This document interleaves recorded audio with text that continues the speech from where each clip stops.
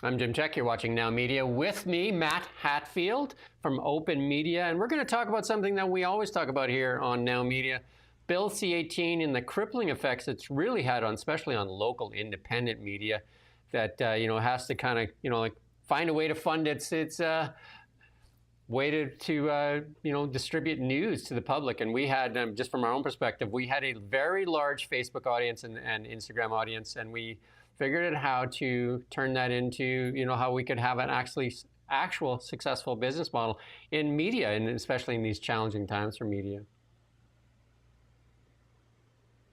Did he freeze? I think he froze. No, he's there. There you go. How do you guys see Bill C-18, Matt? Well, we see it as having identified a real problem and taken a very destructive approach to fixing that problem. So it is true that there is less funding available for many media outlets than there used to be, and that in many cases local news has suffered the most. But unfortunately, Bill C-18 really misread the relationship with platforms, how central news was to platforms versus platforms to news. And unfortunately for many outlets like yourselves, just took an absolute axe to the audience that many small outlets had on social media. A lot of people were finding an audience there. And because Meta saw no financial incentive in continuing the relationship, now you can't post news anywhere on any Meta platform, which of course is Instagram, Facebook, and other outlets. Yeah, to add insult to injury, when Justin Trudeau was in town, because this has been devastating for us, right? We lost our audience of 200,000 we earned serving this community, especially during wildfires. That's where most people get their news. We asked Justin Trudeau about, repealing Bill C-18 and, explained how crippling it was. And he said that, that he would stand against the, basically the evil empire of Facebook, and then they will boycott Facebook and, until they bow down and actually fund local journalism. And the sad reality is, if you look at Facebook's chart, it hasn't affected Facebook at all. I mean, they're at all-time highs. It really has meant nothing. We're the only G7 nation that has news banned on Facebook and Instagram. And then lo and behold, Mark Carney takes over as PM. And in January of this year, they started advertising again. They broke their boycott of Meta. And they spent, last time we checked, I think it was in March, they spent over $5 million on Meta. And the reason they gave us, it was that Meta is too important a platform to ignore, because they need to get their message out to people on Facebook. And so the only way they could do it is to pay for it. And at the same time, we can't get our news on there. Yeah, and I'm just getting a note here from our managing editor saying, he reached out to the Privy Council office and asking what that update is on spending on Facebook, and now they're refusing to provide the number. And of course, all the political parties also spend very heavily on Facebook in their own marketing. Yeah, and they say that's how important the Meta platform is. And then I did an interview with the National, CBC The National, and the drop off in what Canadians are getting for news is just because most Canadians get their news, and that's what the government said as well. The Canadians get their news from online. They don't really go to websites. They just get it online. And here it is, especially in the Okanagan, and that when we have wildfires, Canadians turn to social media for that. And again, we don't get the PM coming into Kelowna very often. We did get Mark Carney here just recently, so we did ask the Prime Minister again on Bill C-18 if he would repeal Bill C-18. And he says, you're not going to like the answer, which he was honest about that. He said, you're not going to like the answer. Their solution is to give more money to CBC, to fund local journalism through CBC. But CBC does very little local journalism in valleys like this. It's all the small outlets that do the local journalism here. That's interesting. I was at Senate last year, and the senators were pressing the CBC to explain why they weren't doing more to address the fact that many communities don't have any local outlet, not a private outlet, not a CBC reporter based in the community either. And I think the CBC was a bit shamed by that. But you're right, they are not closing this gap. And certainly many people would feel that CBC alone shouldn't be the only solution to local news, that we need a diversity of viewpoints in local communities. What does your organization do to oppose Bill C-18? What is it that you guys are doing to kind of bring this to the attention of the government? Yeah, I mean, I think we were glad to hear that Prime Minister Carney is reevaluating the situation. And I certainly hope he doesn't stop at just more funding for CBC as his solution. I think some outlets have gotten more money from Bill C-18's impact, but some outlets have not. And either way, fewer Canadians are seeing news, which is a huge concern.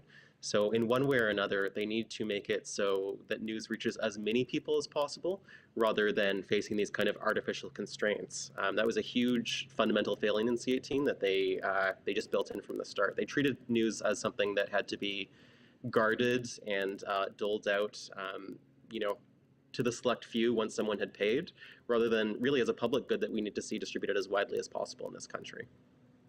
I mean, that was our question of Carney on Bill C-18, and the National Post said, you know, they read it as reevaluating. We didn't get that from there, and I imagine that's where you're getting that reevaluation, because his answer didn't appear to us sound like a reevaluation. It sounded like to us, you're not going to like the answer, we're going to give more money to CBC. Yeah. It's a good question. I mean, I guess maybe there's some wish casting there. People are hoping that he might reevaluate a little bit. I think relatively few people are incredibly happy with the outcome of Bill C-18. Even organizations and news outlets that fought for Bill C-18, I think, feel it's been a pretty qualified success or just a failure, even in their views. So I wouldn't be surprised if the base that had supported Bill C-18 has declined in its influence on Carney, and maybe there's an opportunity to do something else. We would like to see him do more to reward news consumer choice and help people support news of their own personal choice. So rather than people's funding going to some sort of government allocated central fund, you know, maybe they could get a government voucher they could bring to you and say, actually, I want your outlet to receive my money.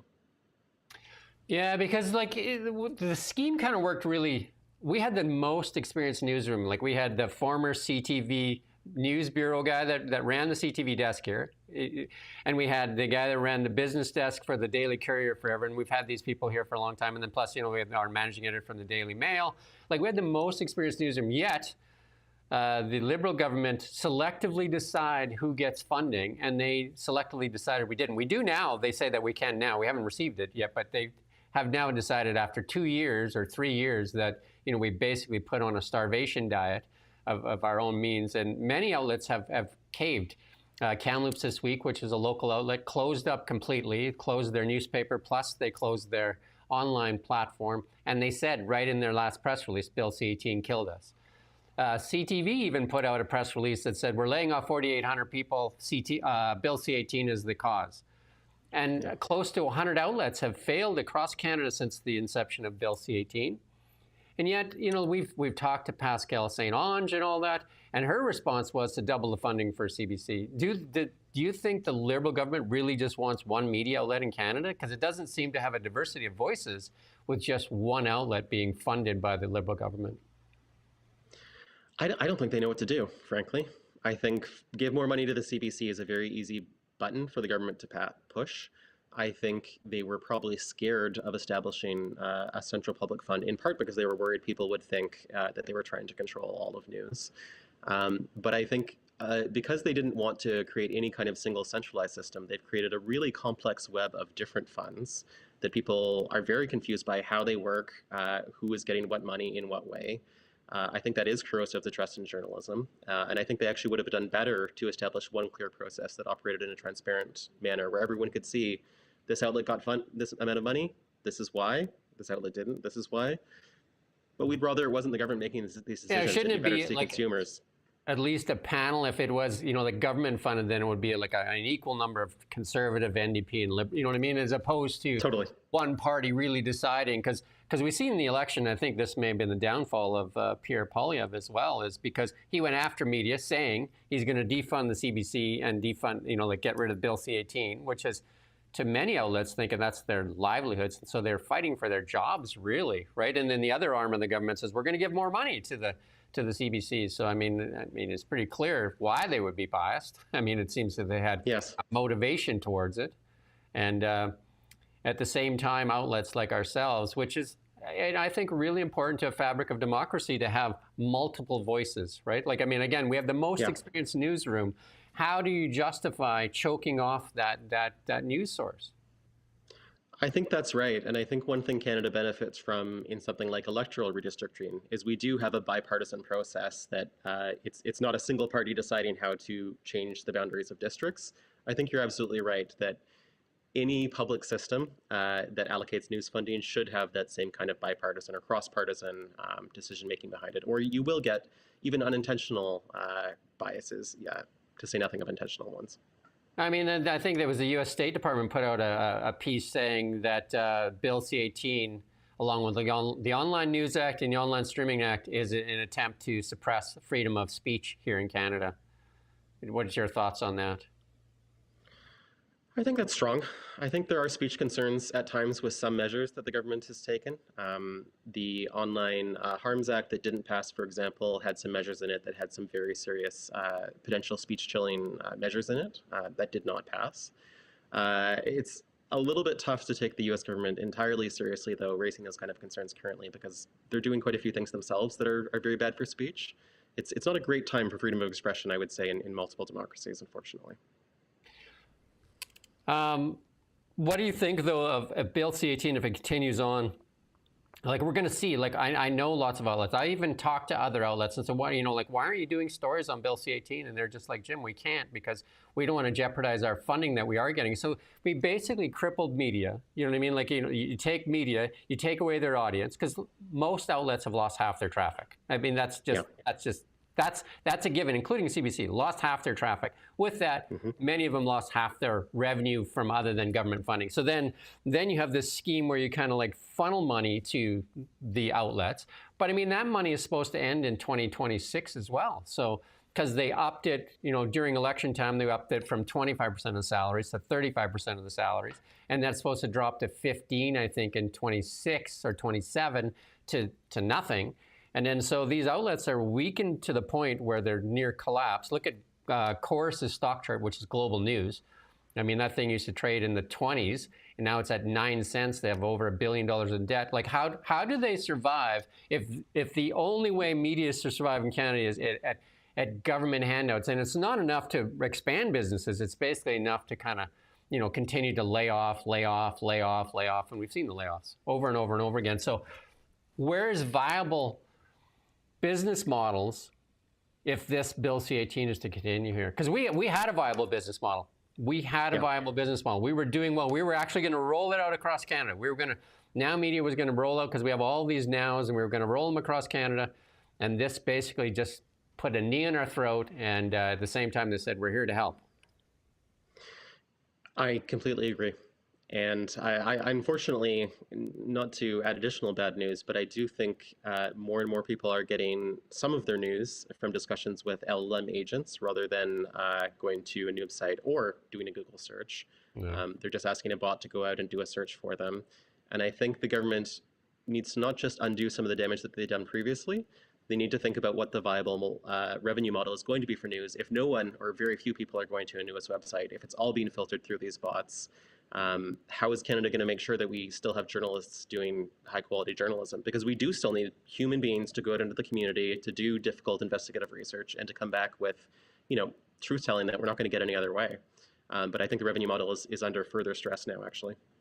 And I think one of the things that we've really noticed is there's a lot of YouTubers that are sprung up, and they don't really do news, they do commentary. So they take somebody's news, they steal our news, like we do the work. They take our news, put it up on a post or whatever, and they get to go on Facebook. And you're just like, how? How do they get to go on Facebook with our news? Because there's no link to a news site, I guess. And then, basically there's our hard work, and then we don't even get to monetize that. And we're seeing that over and over again. We're seeing these accounts that just, take off because there's this vacuum. And these YouTube accounts, and you probably know many of them, but they don't do journalism. Like, they don't have, like, if you phone here, you can phone and talk to a reporter here at Kelowna Now. You can actually speak to a reporter. And we have, you know what I mean? Like, and we're in the local community, so we have responsibility. You see them at the grocery store, all that kind of stuff. Whereas, like the YouTubers across Canada can say whatever they want, and plus there's no way to contact them other than through social media. That's right. Opinion is cheap, and research is expensive and hard. And it takes time. It doesn't reward just their most recent news cycle. And in one way or another, Canada needs to make sure that there is a financial reward for generating that actual high quality initial work rather than just circulating takes all day. Well, why do you think that the Liberals are sticking to this? Because it's pretty evident. Like, you look at the raw data, half the traffic's gone, half the revenue's gone for all outlets, including CBC, right? Including the CBC. Mhm. And then you see all these failures, close to 100, last time we looked, have failed. And then you look at they're spending money on Facebook. They're spending money. The Liberal government is spending money on Facebook. And now they won't even tell us what they're spending. Like, I mean, how is that a transparent and accountable government? And then you have the other side saying they will repeal Bill C-18. How do they continue to defend it? I know how they defend it. They just won't answer to it. But, like, can you come up with an argument why to defend Bill C-18? So the argument its defenders will make is that $100 million has gone to some outlets that would not have occurred otherwise through the Google deal. Google has agreed to a version of Bill C-18. It's a much reduced version of what was originally proposed, but it's something. So there are some news outlets in this country that are somewhat happy with the deal. I don't think it's a good deal for the public, or certainly for most outlets. But there is some constituency of news outlets that will say it's been kind of okay for them. I would say that Google deal is probably going to die anyway, because of what's going on in the United States, like the protections that the J.D. Vance and Trump are doing for tech outlets. I doubt if Google's ready and willing to pony up, especially when they look at Facebook, and Facebook says, yeah, I don't think so. And it's worked out well for Facebook, right? Facebook is, like, not hurting. If you look at their stock chart, whether they have news on Facebook or not, they could care less. And that's where I think Canadians really have to do some soul searching and figure out what's right for us. Like, is it important to us to have Canadian journalists doing real journalism in every major Canadian community, or every community beyond a certain size? I would argue it is. We need at least one, if not a couple. And so we need to make sure that business models like yours are as viable as they can be. And if there are some communities, I think, that fall below the level in which you can run a viable business for now, it shouldn't just be the CBC. The government needs to find another way of getting local journalists on the ground there. Yeah, I interviewed a small paper out in, I think it was Nova Scotia, out in the Atlantic provinces anyway. And there was basically two of them, husband and wife. And they'd put out about 2 stories a month. And they were getting funded. And we weren't, right, with a big newsroom and that. And we've had to do layoffs. Like, we've closed a couple of the now outlets as well. And then you get Aaron Gunn that asked the question in the House of Commons there of Stephen Guilbeault, because he's now in charge of Bill C-18. Questioning Bill C-18, and Stephen Guilbeault said it was immoral to question that. I don't understand how bills are immoral how it's immoral to question a bill. I think Stephen Guilbeault has not been the best government advocate for any of the bills that he's led on, frankly. I think he's not a policy guy, and I think he's not an effective advocate for even the things that he's supporting, not on Bill C-18 and not on C-11. So what do we do? What do outlets like us do? Do we just fold it up, Matt, or where can we go, or what should we do? Because, it seems like it's a war on local independent media for sure. And they were warned, like the Conservatives warned, like we've done so many stories on this. They were warned that this would happen, that it is the upstarts, the local independent media that's going to get crushed in this.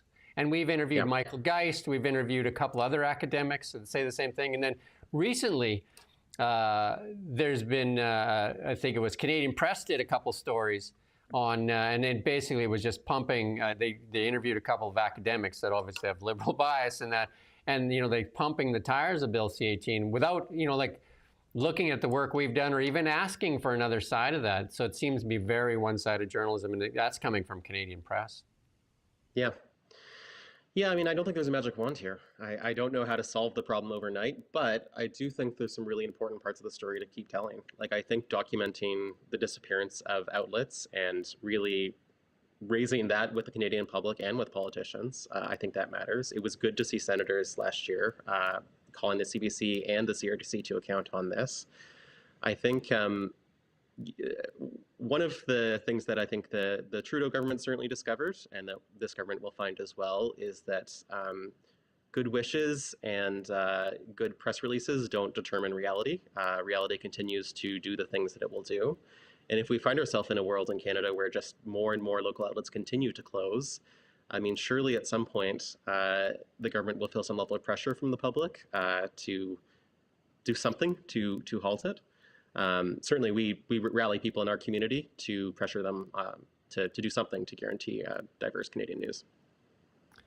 Why do you guys fight for this? What's your kind of like your stake in this? What drives you guys? Well, I think we originally came into it from a lens of digital policy. Our work is specific to digital issues. So we work for freedom of expression, privacy, and access to the internet.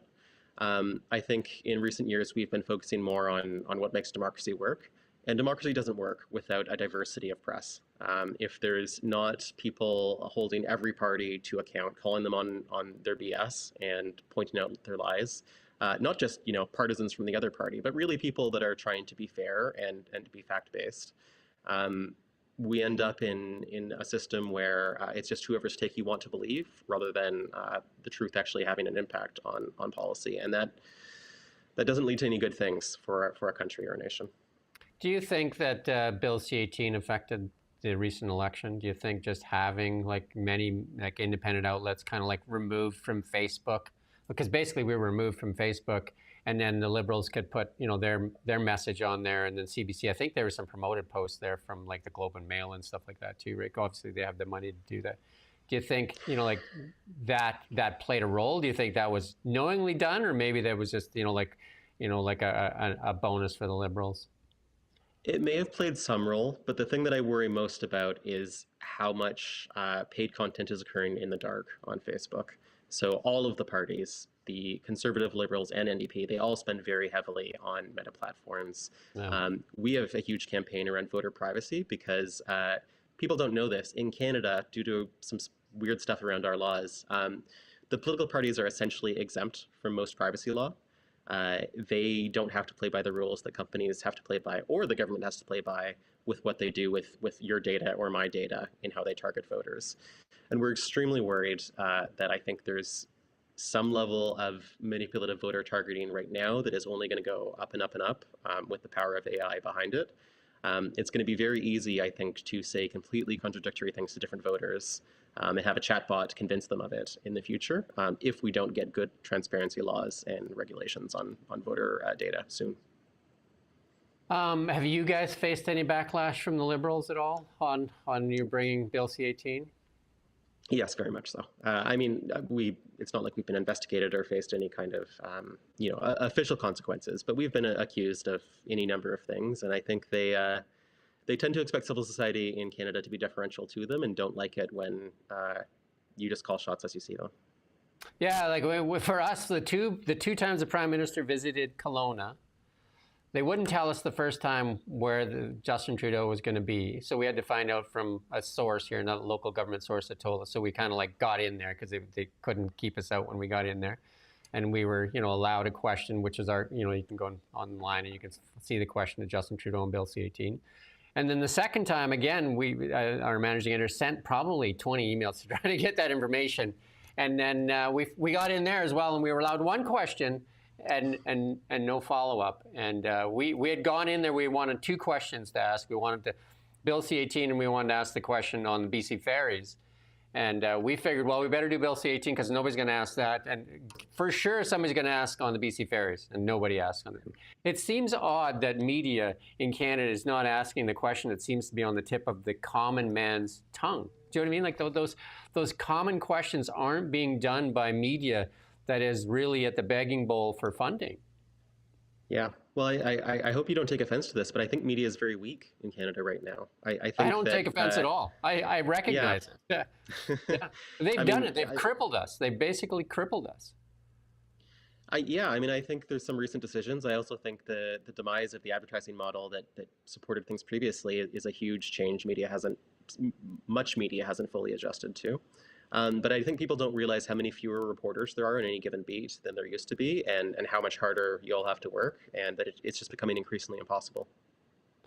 And it's we had figured it out, and we had a really good model. And I'm just going to tell you, here's one part of the government that cuts us off, puts a knee in our throat, takes half our traffic, and other forms of the government, that were advertising with us, let's say BC Lotteries and other, BC Dairy, stuff like that. And then they'd say, you know what, Jim, we can't advertise until you get your Facebook and Instagram back because that's where your audience is. And we're just like, okay. And they were spending a lot with us. And so that was taken away from us. Like I said, half the revenue, half the traffic. Obviously, if you lose the traffic, you lose the revenue, right? And it's just, And then so, we're scrappy, and so we're trying to do what we can, but obviously we've had to cut back in so many areas, and we cut CP as well. Again, Yeah. we just thought CP, I mean, not helping us, and that everybody else has CP on their thing. You can go get CP anywhere you want. So we're going to focus on it's actually made us sharpen our pencil, focus on lots of these types of interviews and lots of original content stories where we can dig into and provide that. And you're right on the AI thing. We do lots on AI as well. And AI is likely going to change a lot of, like, some of the bigger outlets. The New York Times is starting to use AI a lot in writing some of the stuff too, right? So pretty soon you're going to get a really kind of like echo chamber of a narrative if you don't have that diversity of voices. Yeah, it's a huge concern, and whoever is getting top billing in feeding the AI agents, of course, is going to have a huge impact on what people know, even more so than mainstream media do currently. I think our message for now is really the government needs to start looking forward to dealing with AI and figuring out how to support journalism in that environment. But we cannot be a one-outlet country. It can't be CBC. It couldn't be anyone else. We need to have a real diversity of both national voices, but also very in the community voices, because no one knows Kelowna like you do. And the government, I think, just doesn't see out small outlets a lot of the time. If that's the most generous interpretation I think you can give it. I did a really good interview with this is a BC nurse here, Amy Ham, that's had a lot of national attention. I interviewed her lawyer, Lisa Bildy, and we talked about. And she said this stuck with me because she said one of the big things, the key points in this is that the United States of America exports basically its culture to the world, right? Especially all the culture wars. It exports that, but with not the protections that they have, the First Amendment rights. You know what I mean? Like they get the culture war, but they also get First Amendment protections, and we don't have that in Canada. I mean, she talked about this paragraph, which is really interesting. She said, our governments have been working really hard to take this, what they call guardrails, that's a nice way to say it, and kind of compressing the guardrails on freedom of speech, and as opposed to expanding our right to freedom of speech. Do you have any thoughts on that? It's interesting. I mean, I think Canada has a very different history than the US, and there's pros and cons to each approach. We're often asking the government to at least honor how freedom of expression has traditionally worked offline in Canada in online regulation. And I think it's a struggle for them to understand how to do that a lot of the time. So for a very long time, Canadians have accepted that there's some criminalization of hate speech offline, and that is part of how we've defined ourselves as a country, for good or ill. But I think sometimes the government either will propose something way more aggressive than what we've seen offline in terms of policing speech online, or they bring a similar or the same text to the online space, but so much more space is caught up in the eye of government online than would be in offline spaces. The same law can have a much more invasive impact. People, I'm sure, say all kinds of things in their daily life, and it's not a problem. We all just move on. Online, though, everything is caught up by platforms or government, and everything can potentially get people in trouble. So there's sort of different considerations to making sure we have a similar balance to offline spaces. We try to keep these interviews around 30 minutes to be cognizant of your time. And is there anything else you want to add today? I mean, we'd like to catch up with you again as this story develops. It's an ongoing saga that we kind of like trudge our way through. Yeah. No, absolutely. I would just love to talk more with you both around further impacts of C18. Maybe sometime we could get someone who likes C18 and have a three-way conversation about it. That would be great. Like we've asked. That'd be fun. We've asked. Yeah. Ian has done an interview with Michael Geist. He's one of Canada's leading media lawyers, and that interview is going up right away. He said it's a really bad idea, and you'd think that the CP would have interviewed him for another side of that story, but they didn't. And he's in opposition to it as well, as so are the Conservatives, right? So. Yeah, well, in most cases, I think media has a decent diversity of perspectives. C18 has not been a good one for that, right? For exactly the reason you say, because most media knows that they will potentially benefit from the bill passing or the bill staying in effect, or at least they thought before it actually passed. And so it was not a fair and even-handed policy conversation in media, unfortunately. My warning to media is simply this. If you're basing your revenue model, like your existence, on government handouts, and the government changes, that's it. That's the end of your news outlet. So we shouldn't be basing any kind of business structure, private business structure, on government handouts. Like that should not be that should be a no-go for all business outlets. They say temporary measure, but these outlets will not survive if that government money is pulled from them. They need to have that freedom to do what they need to do to develop a successful business model. The Canadian taxpayer shouldn't be on the hook for media. I think all media funding should be stopped. All of it should be stopped, including, whatever we get. You know what I mean? I think because we're well within our means, if they give us back the audience we earned, to go ahead and make this a viable business. I'm sure that's true for you and for some outlets. I am worried that AI is a game changer here. I'm worried it's going to permanently destabilize what existed of the viable business models for media. Maybe it won't. Maybe it's going to burn off and not work that way. But if it does, I think the government needs to think very seriously about a much simpler and more transparent system for ensuring compensation is going to journalism, or we're going to be in real trouble. Yeah, I think it has to be something fair. If there's going to be anything like it shouldn't be one just eating at the trough. Because I would say right now, CBC is at the trough. Like when they got that $150 million extra, they went right away and they gave themselves a raise. The executives, they took that and they said, well, Canadians don't like bonuses, so we just added onto our paychecks. Nothing for the journalists, but they all took a raise, which is just ludicrous. So the CBC eats at the trough, and then there's the other legacy media that kind of gets some scraps and crumbs and stuff like that. And then whatever falls off the table, maybe small independent outlets like ourselves can, like pick at the morsels on the floor, right? Yeah. Well, we'd like to see CBC out of advertising entirely. It doesn't make sense for them to double collect on that front. I mean, they weren't supposed to be in that Google money either. But all of a sudden they showed up there, right? Yeah. Well, and then they were going to be the biggest beneficiary for a while. But anyway, I also have to run. Their hand out. All right. Thank you for your time, and we'll catch up again at some point. A pleasure. Thank you, Matt, and thank you for watching Now Media. Take care. We don't just report the news. We live here, too. We're your neighbors, bringing you stories that matter to all of us. No government